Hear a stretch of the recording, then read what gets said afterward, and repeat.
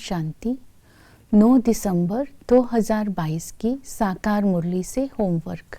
आज की मुरली से हम लक्ष्य लेंगे मन मना भव की स्थिति के द्वारा मुक्ति और जीवन मुक्ति का वर्षा प्राप्त करने का पुरुषार्थ करना है। आज की मुरली से स्वमान लेंगे, मैं परम पूज्य आत्मा हूँ। इस शरीर रूपी चैतन्य मंदिर में मैं परम पूज्य आत्मा विराजमान हूँ।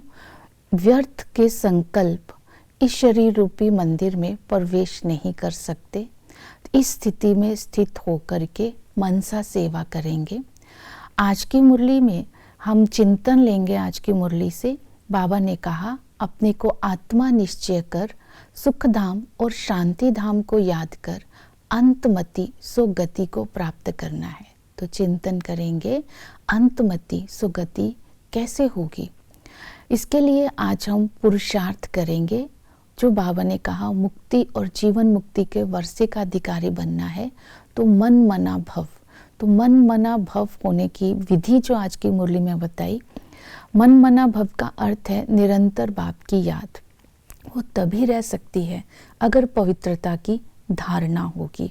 तो आज अपनी चेकिंग करेंगे। संकल्प, बोल, कर्म, संबंध में पवित्रता कहाँ तक आई है, क्योंकि अपवित्रता से जो बुद्धि है वो मलिन हो जाती है, ज्ञान उड़ जाता है, योग नहीं लगता है। तो पवित्रता की धारणा के लिए संकल्पों की शुद्धता पर अटेंशन देंगे और बुद्धि हमारी जो श्रेष्ठता और स्पष्टता कितनी है, जितनी श्रेष्ठ बुद्धि होगी उतनी स्पष्ट बुद्धि होगी। कर्म श्रेष्ठ कहाँ तक बने हैं और बोल के द्वारा दूसरों को सुख कहाँ तक दिया है और संबंधों में संतुष्टता कहाँ तक है, ये पवित्रता की धारणा आज अटेंशन में रखेंगे। ये स्वमान स्मृति में रखेंगे, मैं परम पूज्य आत्मा हूँ। दूसरी विधि बताई, जो मन मना भव हम तभी रह सकेंगे अगर हमारी स्थिति अचल अडोल होगी। अचल अडोल स्थिति हमारी तभी होगी अगर हम ड्रामा के राज को बुद्धि में रखेंगे।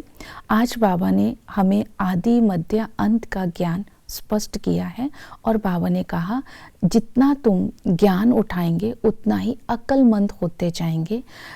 और ड्रामा के राज में इस बात पर ध्यान देना है, जो अंतिम समय की सीन होगी उस समय हमें अचल अडोल रहना है। उसके लिए अपनी अवस्था को परिपक्व बनाना है। तो इसके लिए आज हम स्वमान लेंगे, मैं महावीर आत्मा हूँ, बाबा मेरा साथी है, मैं इस शरीर की भी सारथी हूँ।